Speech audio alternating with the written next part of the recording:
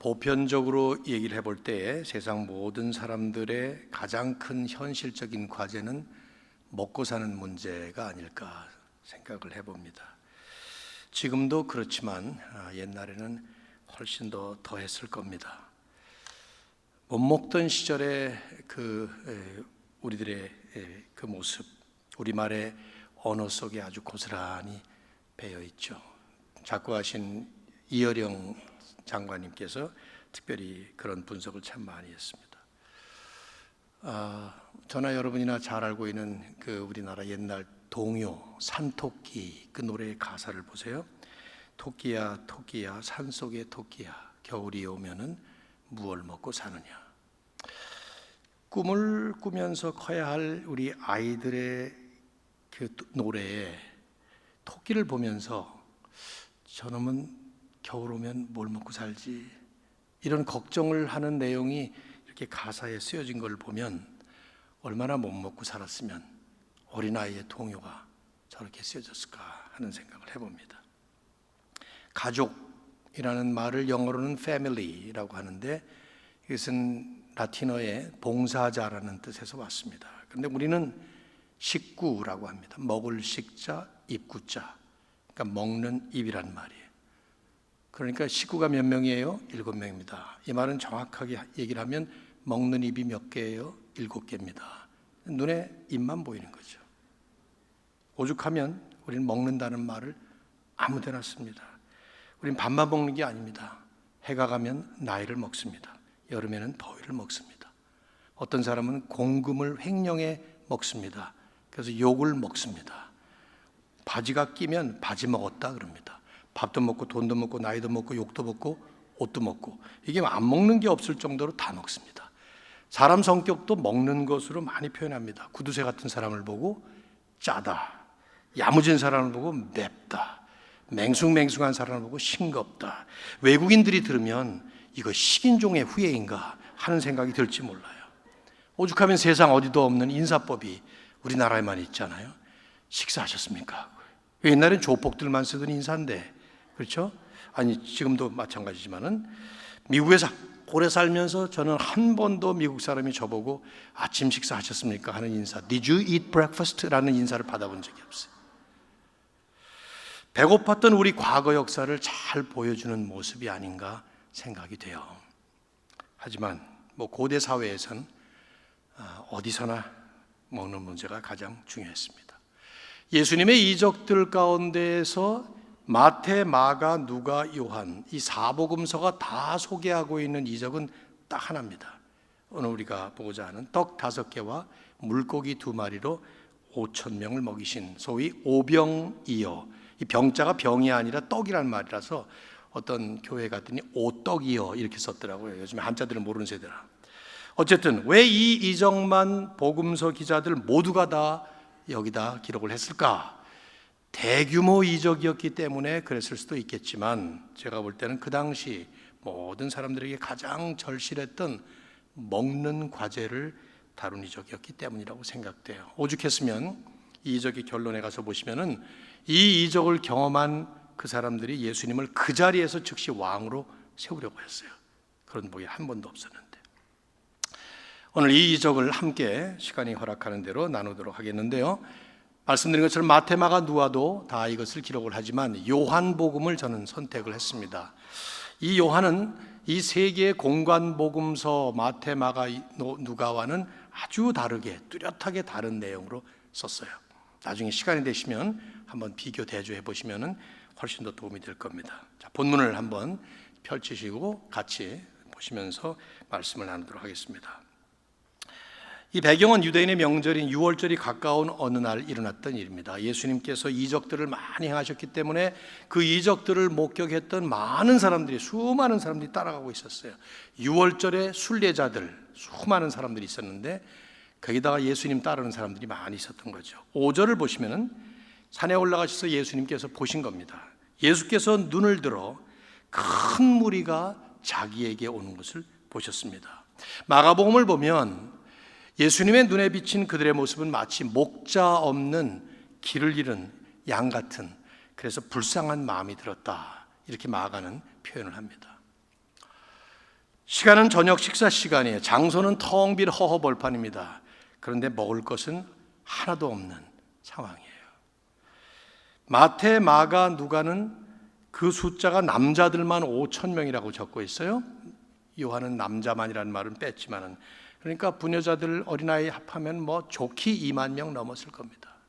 그 많은 사람들이 그 순간 그 자리에서 단번에 먹을 수 있는 양식을 구한다는 것은 그야말로 불가능한 상황이죠. Impossible situation.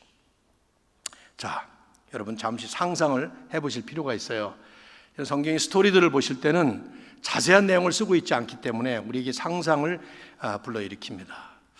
이 순간에 예수님께서 하실 수 있었던 이적의 옵션들, 어떤 것들이 있었을까요? 성경에 나오는 것들만 한번 생각해 보세요. 출애굽 때처럼 그냥 하늘에서 만나를 내리실 수 있었겠죠. 그렇죠? 메추라기를 보낼 수도 있었을 거예요. 엘리야에게 하셨던 것처럼 까마귀를 보내서 떡과 고기를 물어다 주면 되는 거예요. 한 5천 마리 동원해 가지고. 그죠?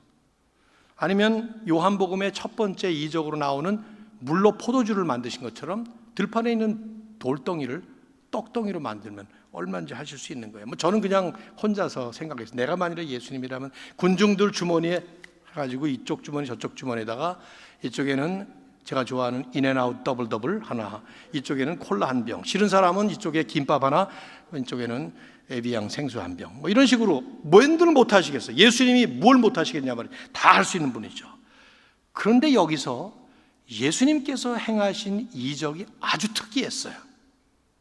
제자들을 불러다가 너희들이 먹을 걸 줘라 말씀한 거예요. 말도 안 되는 것을 제자들에게 말씀해요. 사복음서가 다 그렇게 기록을 해요. 요한은 그 가운데서도 특별히 두 제자 빌립과 안드레의 이름을 언급하고 이 사람들과 나눈 대화를 언급하면서 상세하게 기록을 합니다. 마태, 마가, 누가가 전혀 언급조차 하지 않은 이 두 사람을 요한은 상세하게 소개하고 기록하는 걸 볼 때 우리는 이 두 사람의 모습에 집중할 필요가 있는 거죠. 왜냐하면 그들의 모습 속에 투영된 우리의 모습이 있기 때문이에요. 첫 번째로 주목할 인물 빌립입니다. 5절 하반절을 보십시오. 빌립에게 이르시되 우리가 어디서 떡을 사서 이 사람들을 먹이겠느냐 하시니, 빌립에게 특별히 질문하시고 나서 질문의 목적을 요한은 6절에 해설을 달고 있습니다. 이렇게 말씀하신 것은 친히 어떻게 하실지를 아시고 예수님 다 알고 계셨어요. 어떤 식으로 지금 이적을 행할지를 빌립을 시험하고자 하십니다. 그러니까 예수님은 어떤 생각이셨는지 제자들에게 너희가 먹을 것을 주라 하셨는데 그 중에 특별히 빌립을 지목하셨고 그 내막은 빌립을 시험하시기 위해서 하신 것이다 얘기를 합니다. 우린 궁금하죠. 어떤 시험인지 이걸 살펴볼 필요가 있어요. 요한복음을 보면 요한복음에 소개된 빌립은 아주 일관성 있게 한 가지 모습을 보여줍니다. 처음부터 끝까지. 우선 1장에 빌립이 제일 먼저 예수님을 따른 사람들 중에 한 명이에요. 그리고는 빌립이 가서 자기 동네 친구인 나다나엘에게 전도를 하니까 나다나엘이 야 나사렛에서 무슨 선한 게 나오냐 하니까 빌립이 했던 말, 유명한 말 뭡니까? 네가 와서 봐라. Come and see. 네가 직접 와서 내 눈으로 그 사람을 봐라. 즉 빌립에게는 눈으로 보는 것이 아주 중요했던 것이죠. 아니나 달라요. 14장에 가서 보시면 최후의 만찬석상에서 예수님이 이제 떠나실 것 같다는 징조를 보시는 말씀을 하죠. 내가 먼저 가서 너희를 위하여 거처를 마련하겠다. 그리고 와서 너희도 그곳에 있게 하겠다. 이런 말씀을 하니까 빌립이 요청을 해요. 14장 8절에 빌립이 이르되 주여 아버지를 우리에게 보여주옵소서. Show us the Father. 그러면 족하겠나이다. 보이지 않는 하나님을 보여달라고 하는 거예요. 예수님이 좀 어이가 없으셨는지 9절에 이렇게 말씀하세요. 빌립아, 내가 이렇게 오랫동안 너희와 함께 있었는데 나를 알지 못하느냐? 나를 본 자는 아버지를 보았거늘 어찌 아버지를 보이라 하느냐? 요한이 묘사하는 빌립은 보이는 것이 중요한, 그래서 보이지 않는 하나님을 볼 수 있게 해달라고 요구할 만큼 눈에 보이는 가시적인 증거, 머리로 이해하는 논리적인 이 사고가 아주 중요한 사람이었어요. 여기서도 예수님이 어디서 떡을 사서 이 사람들을 먹이지? 하고 질문하시자마자 빌립의 눈과 머리가 기가 막히게 회전합니다. 100명, 500명, 1000명, 5000명, 한 2만 명쯤 되겠는데 이 사람들 다 먹이려면 200명이 하루 종일 일해서 얻는 품삯을 가지고도 200데나리온 가지고도 떡 두세 개도 못 받겠네. 불가능하네. 결론 내린 거예요. 그리고는 말씀합니다. 17절에 각 사람으로 조금씩 받게 할지라도 200데나리온의 떡이 부족하리이다. 불가능합니다. 그 얘기죠. 리안 모리스라고 하는 호주의 신학자가 말한 것처럼 빌립은 지금 해결책을 예수님께 드린 것이 아니라 불가능하다는 팩트를 지적한 것일 뿐이다. 정확한 분석이죠. 근데 사실 보면 자연스러운 반응 아닌가요? 우리가 빌립이라면 어떻게 했을까요? 이런 상황에서 산술적인 계산을 통해서 논리적인 판단을 내리는 것 당연한 일 아니에요. 문제는 그런 산술과 계산, 그에 따른 논리와 판단이 자기 한계를 넘는 수치에 이르를 때 그만 불가능하다라고 결론을 내려보는 것이죠. 주님이 빌립을 시험하신 것은 200데나리온이라는 산술 실력을 보자는 것이 아니었습니다. 그런 계산과 분석에 의해서 불가능하다라는 결론을 내리는 논리적 결론에 멈추는 것이 아니었다 이 말이에요. 빌립은 그동안에 예수님의 이적을 여러 번 경험했어요. 2장에서는 가나 혼인잔치에서 물로 포도주를 만드시는, 4장에서는 왕의 신하의 아들이 죽어갈 때에 가보지도 않고 멀리 원거리에서 리모트 컨트롤 하듯이 그냥 낫다고 말로 선포하면서 그 낫는 것을 경험했습니다. 바로 전에 5장에 보시면 베데스다 목가에 38년 병자를, 일어나지도 못하는 병자를 그 자리에서 직접 완전 치유를 하시는 그런 걸 경험했어요. 빌립이 이 순간 예수님께 보였어야 마땅한 반응은 간단해요. 주님, 이 상황은 불가능합니다. 어찌 우리 보고 해결하라고 하십니까? 우리는 못합니다. 하지만 주님은 해결하실 수 있습니다. 이런 믿음의 고백을 예수님이 시험하신 거죠. 근데 아쉽게도 빌립은 거기까지는 못 나가는 거예요. 논리적 사고의 한계라고 할까요? 이성적 신앙의 맹점이라고 할까요? 아니면 합리적 판단의 자기 굴레 같은 그런 거 아닐까 생각이 들어요. 우리도 그렇지 않습니까, 여러분? 한번 여러분과 우리 자신들 한번 생각해 보시죠. 우리는 전능하신 하나님을 믿는다지만 Almighty God이라는 그런 표현을 쓰지만은 상황과 하나님 사이에서, 머리의 계산과 우리 마음의 믿음 그 사이에서 줄다리기를 언제나 팽팽하게 합니다.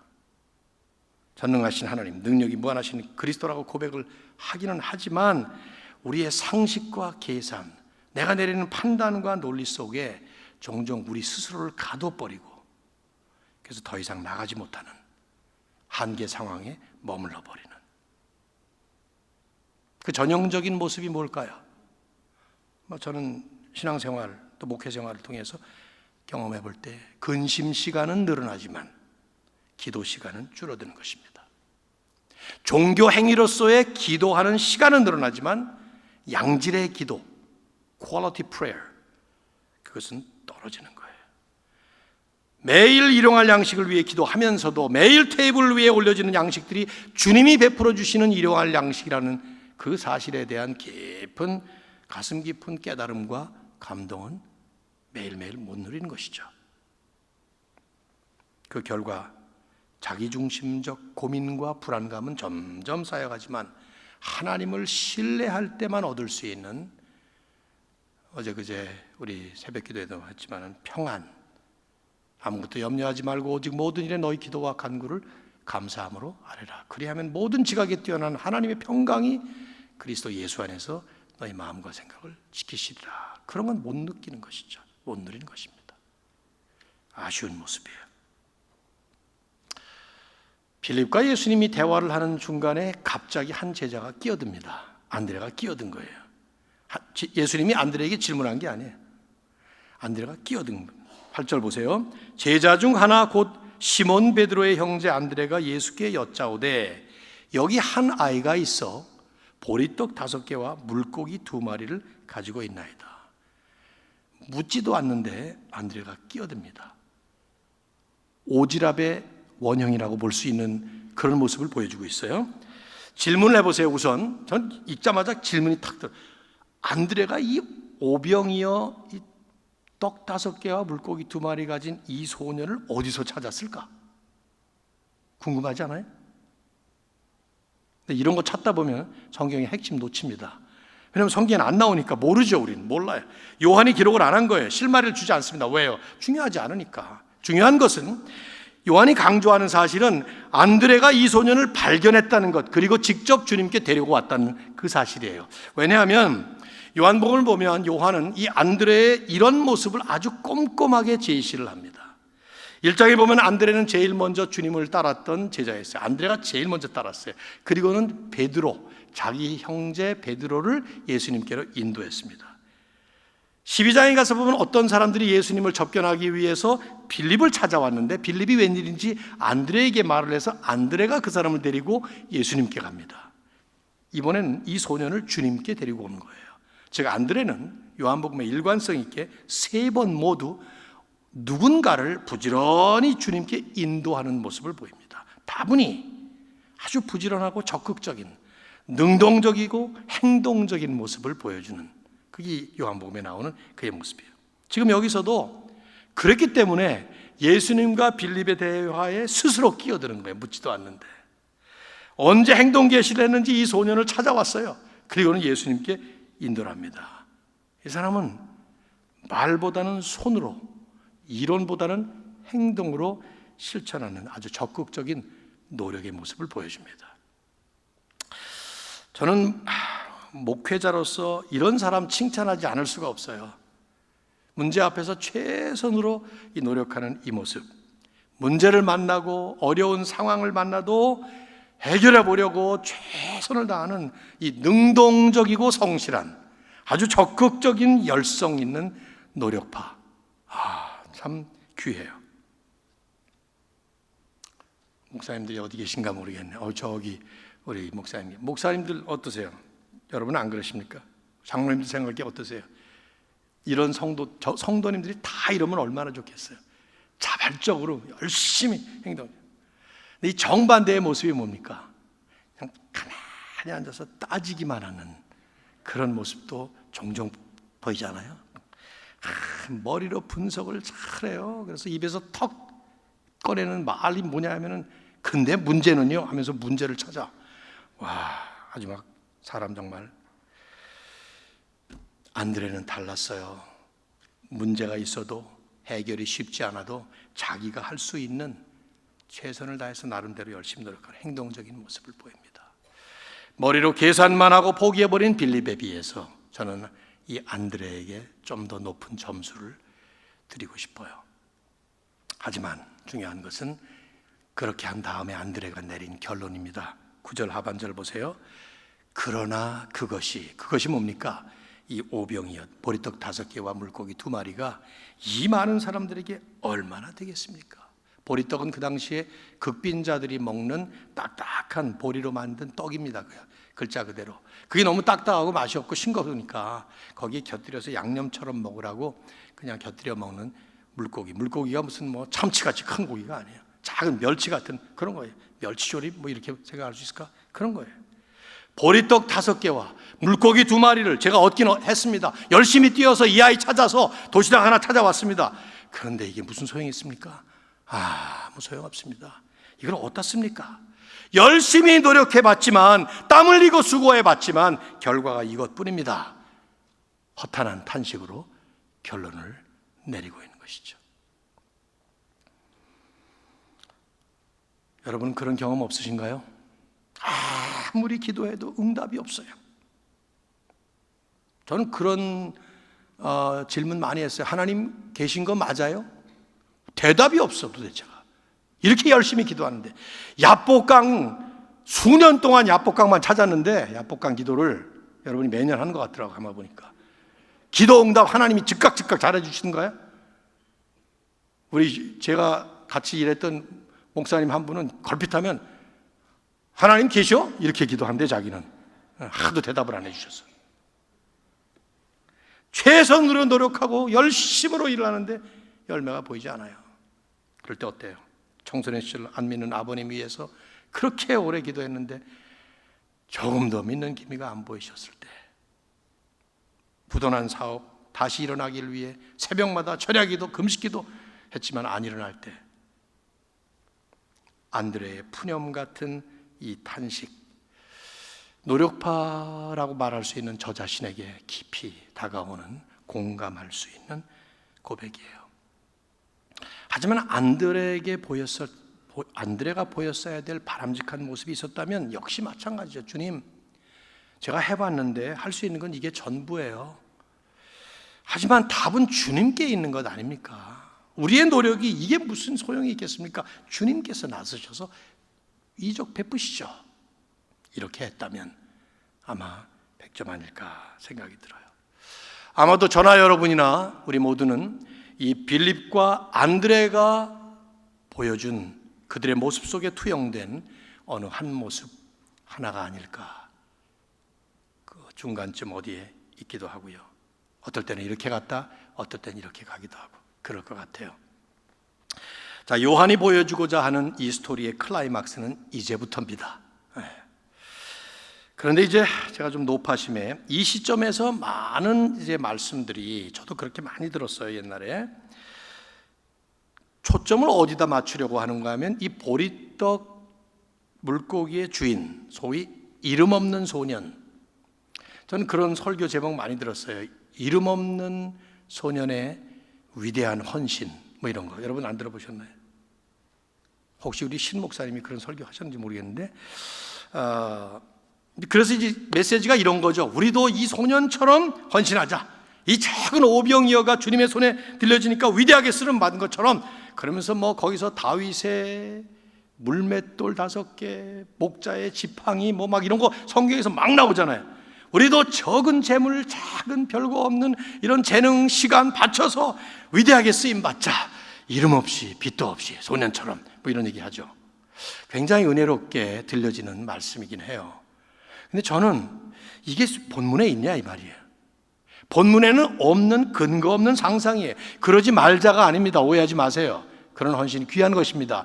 그런데 이것이 본문의 초점이냐 이 말이에요. 흔히 소년이 자기 도시락을 주님께 바쳐서 헌신했다 하지만 제가 볼 때는 자발적으로 드렸다기보다는 안드레에게 강제로 뺏겼는지 몰라요. 안드레가 이렇게 보니까 옆에 웬 아이가 여기서 뭘 타고 있어. 그거 뭐냐 그랬더니 엄마가 예수님 따라다니면서 먹으라고 도시락 싸줘서, 그래 내놔봐 그랬더니 안 돼, 이거 우리 엄마가 주신 건데 가져와봐 임마, 내가 더 큰 거 줄게, 나중에 더 많이 돈 더 줄게, 막 안돼 이런 장면이 저한테는 그려져. 상상이지만 뭐 근거는 없지만 말이죠. 몰라요 우리는. 요한은 이 소년에 대해서, 이 소년의 믿음, 이 소년의 자세에 대해서 단 한마디도 언급 안 해요. 왜? 이적의 초점이 소년이 아니라 예수님이기 때문에, 소년의 헌신이 아니라 예수님이 하신 그 이적이기 때문이죠. 빌립이 자신과 계산과 이론 속에서 빠뜨렸던 그 예수님, 안드레가 자기의 노력만으로 끝내지 말고 더 나아가서 계속 신뢰했어야 될 바로 그 예수님, 그 주님께 요한은 지금 초점을 맞추고 있는 것입니다. 요한은 주님이 누구신가를 보여주기 위해서 궁금한 내용들을 다 생략을 해요. 이 이적이 어떻게 일어났는지 궁금하지 않아요? 어떤 화학적, 물리적 변화를 통해서 그 작은 그 물건들이 그 수많은 사람들을 먹였는지, 떡을 탁 떼니까 떡이 풍 하고 또 나오고, 떡이 딱 떼니까 또 뿡 더 커지고 뭐 이랬는지, 예수님이 축사하시니까 갑자기 이스트가 들어가가지고 막 이렇게 거대한 빵덩어리가 되는지 알 수가 없어요. 궁금하잖아요. 적었으면 얼마나 좋아. 근데 그런 모든 것들을 초점을 흐릴까봐 싹 다 지운 것입니다. 왜요? 여러분, 이번 주에 암송할 요한복음 20장 31절에 정확하게 요한은 내가 왜 요한복음의 그 많은 이적들 가운데 7개만 적었는가 하는 것을 설명합니다. 내가 이것을 기록한 것은 예수가 하나님의 아들 그리스도이신 것을 믿게 하기 위함이다. 그리고 그분을 믿음으로 인해서 우리에게 생명을 가질 수 있도록 다른 거 다 생략하고 이것을 적은 것이다. 우리의 초점은 예수님께 맞춰져야 합니다. 뚜렷한 2가지를 요한이 강조합니다. 첫째, 모든 군중들이 풍성하게 먹었다는 사실, 그리고 그 먹은 것이 대단히 소중한 것들이었다는 것을 강조해요. 11절 하반절을 보십시오. 그들의 원대로 주시니라. As much as they wanted. 뷔페 식당 가서 먹은 거나 비슷한 거예요. 그냥 달라 그러니까 또 뭐, 이거 한 번 먹은 게 아닙니다. 더 주세요, 더 먹고, 더 주세요, 더 먹고, 계속 먹은 거예요, 사람들은. 떡과 고기를. 12절 상반절, 그들이 배부른 후에 두 번이나 강조를 하는 거예요. 버페 식당에서 배 터지게 마음껏 먹은 그 모습을 사복음서가 다 강조를 하지만 이 사실을 특히 요한이 반복해서 강조하는 것은 모든 사람들이 풍성하게 먹었다는 거예요. 그리고 공관복음에 없는 사실 하나를 첨가하고 있습니다. 12절 하반절을 보면 남은 조각을 거두고 버리는 것이 없게 하라 명령하신 거예요. 마태, 마가, 누가는 12광주리에 남았다는 팩트만 기록하고 있어요. 그런데 요한은 그것이 주님의 직접적인 명령이었다는 사실을 강조하고 있습니다. 왜 이런 명령을 하셨을까? 여러분, 음식 남았을 때에 어떤 음식들을 가지고 갑니까? 식당 갔다가 음식 드셨을 때 맛있는 음식 가져가죠? 맛없는 거 버리지 않아요? 이걸 뭘 또 먹겠어요? 버립니다. 근데 너무 귀해. 요 한 입밖에 안 되는 거라도 남은 거 가져갑니다. 너무 귀하다는 것을 예수님이 보여주신 것이죠. 뜻밖의 펼쳐진 야외 파티에서 이들이 먹었던 오병이어의 이 음식은 단순한 보리떡, 단순한 물고기가 아니었습니다. 최고의 극상품, 그걸 배 터지게 먹은 거예요. LA 최고의 맛집에서 가장 비싸고 가장 맛있는 그 정찬을 먹고 또 먹는 이런 상상을 해보시죠. 무엇을 우리에게 보여줄까요? 메시지는 간단합니다. 우리 주님은 가장 값지고 귀한 은혜를 부족함 없이 풍성하게 무한정으로 베푸시는 진정한 은혜의 주인이시다 라는 것이죠. 우리가 누리는 복음의 은혜라는 것이 바로 그거라는 겁니다. 여러분, 실감이 나시나요? 그런데 예수 믿고 나서 내가 지금 누리고 사는 이 은혜가 얼마나 소중한 것이고 얼마나 풍성한 은혜라는 것을 실감 나냐 이 말이에요. 생각해 보게 만드는 메시지 아니에요? 근데 뭐 시간이 없으니까 여기서 우리가 혼동하지 말아야 될 한 가지 중요한 부분이 있는데, 그건 뭐냐면 우리가 받은 은혜의 핵심이 있는 것이 아니라 그 은혜의 주인이신 예수님에게 핵심이 있습니다. 이거 혼동하시면 안 됩니다. 여기 군중들이 이 점을 놓쳐요. 군중들은 예수 그리스도 그분보다 그분을 통해서 받은 떡에 관심이 있었어요. 그래서 이들은 계속 예수님을 따라갑니다. 여기 이제 요한복음 6장 1절부터 15절에서 이것이 끝나는 게 아닙니다. 6장 전체가 이 사건의 후폭풍이에요. 계속 따라다닙니다. 그러니까 예수님이 그 따라오는 사람들을 보고 6장 26절에 이렇게 말씀하셔요. 너희가 나를 찾는 것은 표적을 본 까닭이 아니요 떡을 먹고 배부른 까닭이로다. 너희들이 먹은 것 오병이어는 표적에 불과했다. 표적이 뭡니까? 영어로 사인이라고 그러죠. 사인은 실체가 아니에요. 실체를 보여주고자 하는 것이 사인이에요. 여기 나성 한인교회에 들어오실 때 나성 한인교회라고 하는 사인이 있습니다. 여기에 그 사인은 한인교회가 아니에요. 사인을 보고 실체를 찾아 들어오는 것이죠. 지나가다가 병원을 찾으려면 H자 파란 걸 써있는 글자를 보면 되는데 그건 병원이 아니에요. 병원을 가리키는 사인일 뿐이죠. 그 사인을 보고 갈 때 실체가 나오는 거예요. 오병이어는 그것이 전체가 아니었어요. 그게 전부가 아니었다 이 말이죠. 간판에 불과해. 표적에 불과해. 무슨 표적이냐? 그걸 통해서 예수 그리스도가 누구신가, 그리스도가 어떤 분이신가를 보여주는 표적에 불과했다 이 말이죠. 그런데 이 사람들은 떡에만 관심이 있었지 그 표적이 가리키는 예수님께는 관심이 없었어요. 더 정확하게 저는 이렇게 분석하고 싶어요. 떡의 도취가 되어서 그 주인이신 주님을 망각해버린 거죠. 주님은 전곡을 찌르면서 선포하십니다. 6장 35절에 예수께서 이르시되 나는 생명의 떡이니, 이 말을 번역을 잘했으면 좋겠어요. 내가 생명의 떡이다. I am the bread of life. 너희가 먹은 그 떡 아무것도 아니다. 내가 생명의 떡이다. 그러면서 내게 오는 자 결코 줄이지 아니한다. 영원토록 목마르지 아니할 것이다. 왜냐하면 내가 생명의 떡이고 내가 생명의 생수이기 때문에. 먹으면 다시 배고파지는 이 땅의 떡이 아니라, 다시 목마르게 되는 이 땅의 물이 아니라, 그 예수님은 영원토록 배고프지 않고 영원토록 목마르지 아니할 진정한 생명의 떡이시라는 겁니다. 여러분은 예수님을 그렇게 믿고 계신 겁니까? 또 하나 핵심, 시간이 가니까 빨리빨리 해야 될 것 같아요. 두 번째 메시지라고 볼 수 있죠. 예수 그리스도는 이 땅의 왕들과 근본적으로 다른 진정한 하나님 나라의 왕이시다 하는 겁니다. 여기 이제 감동받은 군중들이 결론적으로 14절에 뭐라고 하나 보세요. 그 사람들이 예수께서 행하신 이 표적을 보고 말하되 이분은 참으로 세상에 오실 그 선지자라. 그 선지자, the prophet. 이 표현이 뭐냐? 이 말은 오래전에 신명기 18장 18절에서 하나님께서 모세라는 첫 번째 선지자를 세우시면서 이제 내가 너와 같은 선지자 하나를 그들에게 일으켜주리라. 그래서 그 선지자, 그 the prophet, 그것은 앞으로 오실 메시아를 예표했던 사람이었습니다. 그런데 당시 유대인들은 이런 메시아가 오시면 우리들의 민생고 문제를 해결해 주시는 것과 함께 로마의 통치에서부터 해방시켜 줄 것이라는 현실적인 복을 생각했어요. 빗나간 메시아 신학이었죠. 그래서 이들은 지금 이 경험을 하면서 즉각 예수님을 왕으로 섬기려고 했던 거예요. 민생고 문제를 해결하는. 아니 어떻게 이런 일이 있을 수가 있냐 말이죠. 갑자기 뷔페 식당을 매일매일 갈 수 있도록 만들 이분이야말로 왕이 오실 분이었구나, 그 선지자였구나 한 것입니다. 근데 예수님이 뿌리치셔요. 15절. 그러므로 예수께서 이 사람들이 왕으로 섬기려고 하니까, 그러므로 예수께서 그들이 와서 자기를 억지로 붙들어 임금으로 삼으려는 줄 아시고 다시 혼자 산으로 떠나가시니라. 제자들은 빨리 도망가라, 갈릴리를 건너서. 그게 이제 첫 번째 제가 설교했던 그 설교에 나왔죠. 왜 주님은 도망치듯이 이들을 피했을까? 간단해요. 예수님은 이런 방식으로 잠시 먹는 문제를 해결해 주심으로써 왕이 되시는 것이 아니었기 때문이에요. 어떤 방식으로 왕이 되시는 분입니까?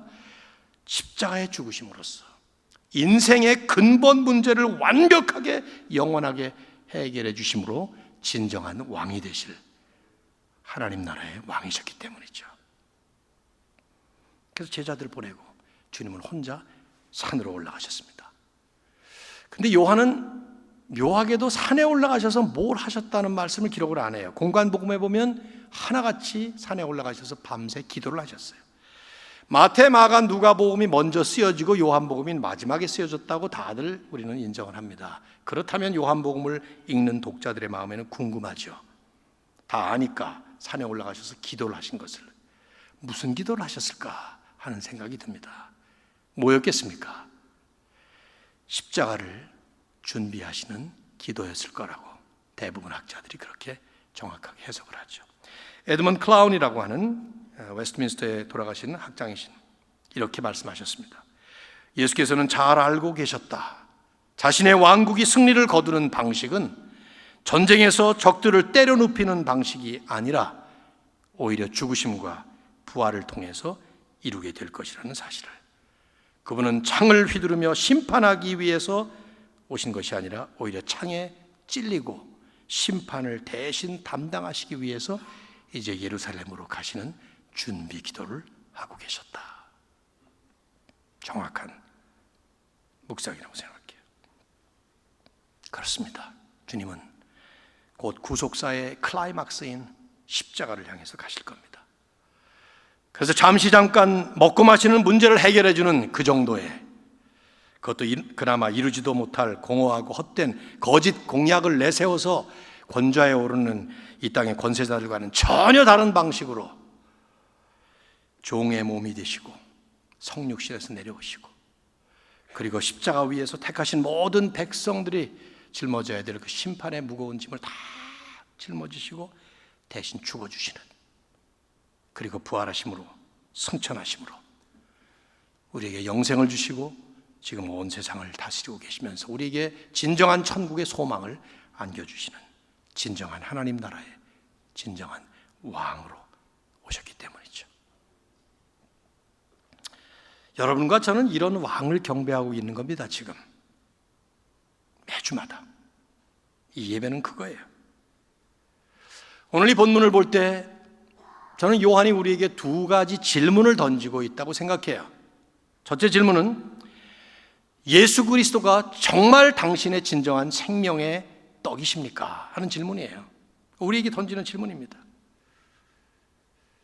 정말 예수께서 생명의 떡이시라면 우리는 환경이나 조건과 상관없이 그 예수님 때문에, 예수님 안에서 진정으로 만족할 수 있다고 믿습니다.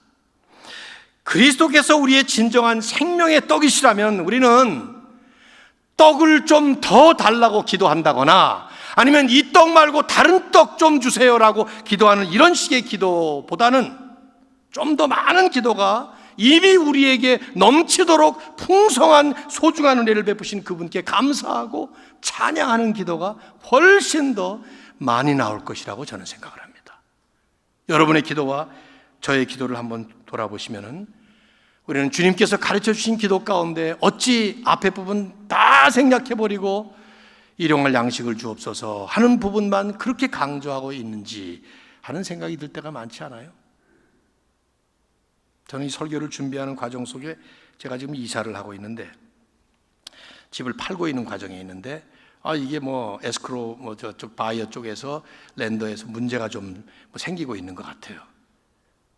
그러니까 설교를 하기 위해서 잠을 자는 어젯밤에 제 머리에 확 사로잡는 것은 그 문제더라고요.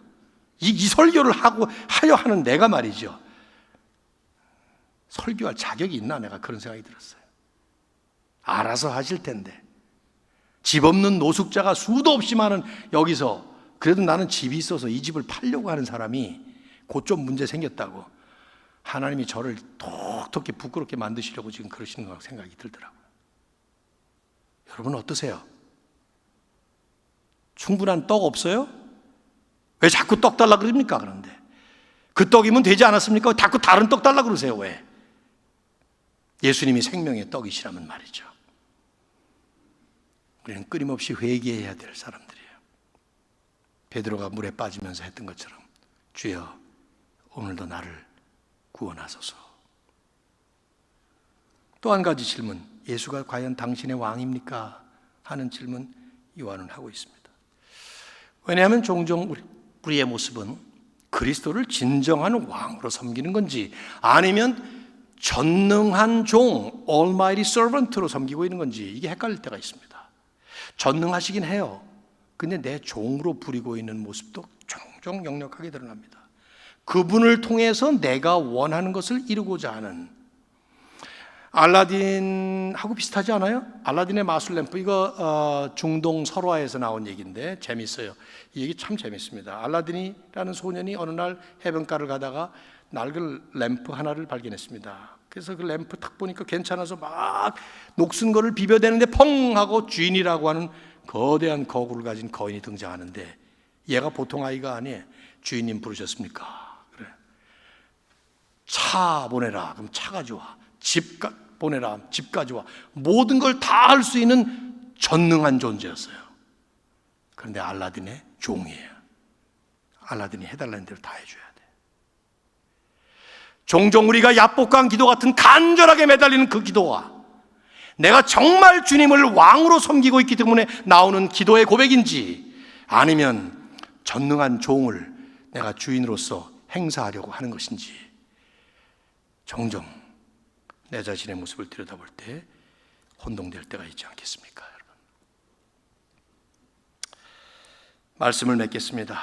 오늘 이 본문이 보여주는 오병이어의 이적은 사실은 언젠가 하나님 나라에서 완성될 완전한 천국 잔치의 맛보기 이적입니다. 에피타이저 같은 거예요. 오병이어의 이적을 통해서 이 사람들은 너무 황홀한 체험을 했기 때문에 예수님을 왕으로 그 자리에서 모시려고 했지만 예수님이 거부하신 이유 가운데 하나는 not yet 한 것입니다. 그때가 되어야, 마지막 때가 되어야 천국 잔치의 완전한 잔치가 벌어지는 것을 예수님은 잘 알고 오셨기 때문에 오병이어의 잔치 같은 이 땅에서 누리는 그 좋은 것들은 결국은 맛보기에 불과해요. C.S. 루이스는 탁월한 말을 했죠. 이 세상에서 우리가 누리고 경험하는 좋은 것들은 전부가 다 우리가 아직 발견하지 못한 꽃의 향기에 불과해요. 꽃이 아니에요. 향기에 불과해요. 우리가 아직 들어보지 못한 실제 소리의 메아리에 불과해요. 그건 에코에 불과해요. 실제 real 사운드가 아니라 이 말이에요. 우리가 아직 한 번도 방문해 보지 못한 그 나라에 대한 소식에 불과해요. 맞는 말 아니에요? 이 땅에서 맛보고 이 땅에서 즐기고 이 땅에서 누릴 수 있는 이 모든 것들은 천국의 그림자에 불과해요. 향기만 맡을 뿐이지 아직 실체를 만발한 꽃은 아니란 말이에요. 메아리 소리를 들을 뿐이지 진짜 소리가 아니란 말이죠. 하나님 나라의 소식을 듣고 있는 것이지 아직 그 나라에 우리가 도달한 것은 아니라는 말이에요. 그렇기 때문에 우리는 이 땅에서는 당분간 이 맛보기에 만족하며 살아야 합니다. 하지만 체념하고 사는 것이 아닙니다. 언젠가 완성될 하나님 역사의 그 마지막 클라이막스에서 그 하나님 나라가 드디어 완성되는 그날, 우리 주님은 하나님 나라의 진정한 왕으로서 그 나라를 다스리게 될 것이고 우리는 그때 완벽한 하나님 나라의 은혜를 누리게 될 것입니다. 이 땅에서 맛보고 이 땅에서 누리는 것과는 비교도 할 수 없는 충만한 아름다움과 찬란한 영광을 영원토록 누리게 될 것입니다. 뜻밖의 야외 파티가 아니라 그때가 되면 약속하신 천국 잔치에 참여해서 떡 5개 물고기 2마리의 잔치가 아니라 상상도 할 수 없는 그 풍성한 하늘나라 잔치에서 배고픔과 목마름이 더 이상 없는, 슬픔과 괴로움이 존재하지 않는, 아픔과 눈물이 없는 완벽한 하나님 나라에서 우리는 영원토록 주님을 찬양할 것입니다. 그래서 우리는 그날을 바라보며 주님 오실 때까지, 주님 앞에 가는 날까지 이 소망을 가지고 하나님께 영광을 돌리며 살아가야 될 줄로 믿습니다.